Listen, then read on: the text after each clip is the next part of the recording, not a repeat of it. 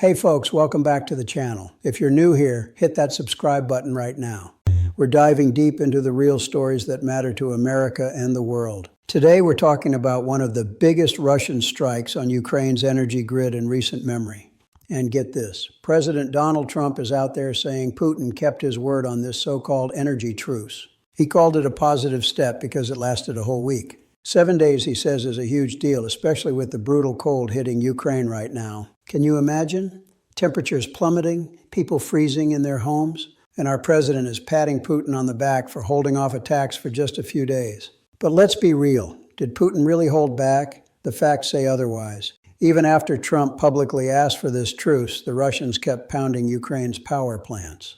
We're talking sporadic lulls at best, not some grand peace gesture. And Trump, he doesn't seem fazed one bit. Picture this, one of the coldest nights this winter, and boom, Russia launches a massive assault. Kids, families, elderly folks left without heat or light. If there's one thing that should tug at anyone's heartstrings from a humanitarian standpoint, it's bombing civilians in sub-zero temps. Trump himself has talked about how that bothers him, right? But apparently not enough to call out Putin. For him, the big win is that Putin kept his word.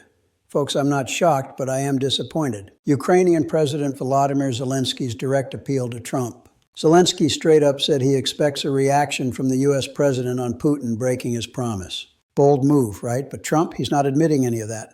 Those words from Zelensky probably sting because they expose the real dynamic between Trump and Putin. It's like peeling back the curtain on a buddy system where one side calls the shots. The last thing Trump wants is to admit Putin might ignore his requests or twist them for his own gain. Now it's crystal clear. There was no real energy truce. Putin used Trump's plea as cover to stockpile missiles and drones, gear up for the next big hit on Ukraine, and even dial back risks to his own oil refineries from Ukrainian counterstrikes. Sneaky, isn't it? And it's perfect timing to blackmail Ukraine ahead of the next round of talks.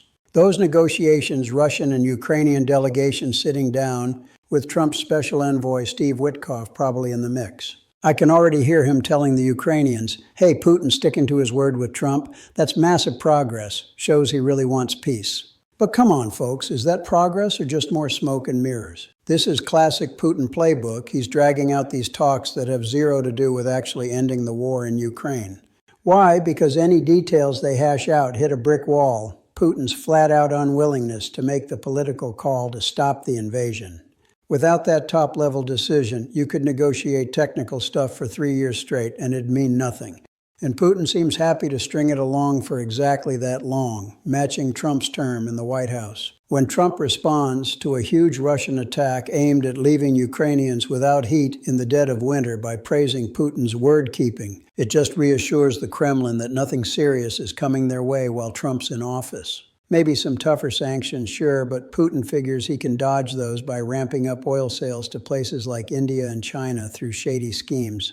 Let's talk Russian budget for a sec. It's not as hooked on energy exports as it was a few years back. Doesn't mean their economy's thriving, far from it. The state's basically robbing its own people and businesses to fund this war machine. The point is, these fiscal tricks let Russia keep this brutal, unjust war going for years. We can only hope that machine breaks down sooner than Putin and his war-hungry generals expect. Those guys are drunk on military fantasies. Russia's shifted gears since the invasion ramped up.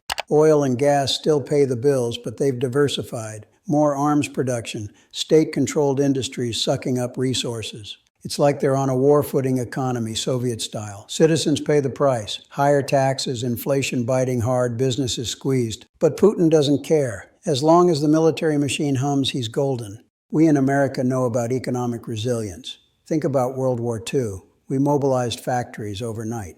But Russia's doing it by force, not innovation. Sanctions hurt. Billions lost in frozen assets. Tech bans crippling high-end manufacturing. Yet, they're smuggling chips through third countries, selling oil at discounts to buyers who don't ask questions. India buying Russian crude like it's Black Friday. China the same deal. Is there a breaking point? Absolutely. Experts say if oil prices tank or if Ukrainian strikes keep hitting refineries, cracks widen. That's why Graham's push for Tomahawks makes sense. Precision strikes on missile depots could shorten the war by months. But Trump hesitates. Why? Personal rapport. He brags about his Putin relationship like it's a golf buddy.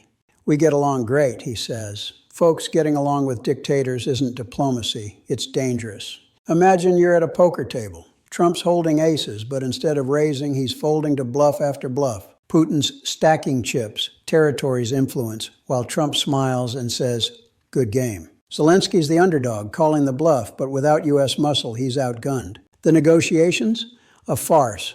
Delegates talk ceasefires, borders, but without Putin's buy-in, it's theater. He's buying time, 3 years till Trump's out, hoping the next admin's softer or distracted. Meanwhile, Ukraine bleeds, soldiers dying, cities ruined, economy in shambles. American interests are clear. A stable Europe means secure trade, fewer refugees at our borders, less risk of wider conflict pulling in NATO. If Putin wins here, he eyes the Baltics next. Trump's Club of Three mentality ignores that. It's him, Putin, Xi, divvying up the world like a pie with Ukraine as the crumb. Trump's got instincts on deals, but this ain't real estate, it's geopolitics. His comfort in elite, shadowy circles clouds judgment on leaders like Putin, who play dirty. So, where do we go from here? Pressure Congress for more aid, ATACMS, F-16s, whatever Ukraine needs. Support voices like Graham calling for escalation. And vote, hold leaders accountable. This war is not abstract, it's human. Ukrainian families huddling in basements, no heat, no light. Trump's praise for Putin's word minimizes that suffering. We deserve better leadership. Thanks for sticking with me through this deep dive. If you learned something, subscribe, turn on notifications. Next week, we're breaking down the China angle. Peace out, stay informed, and God bless.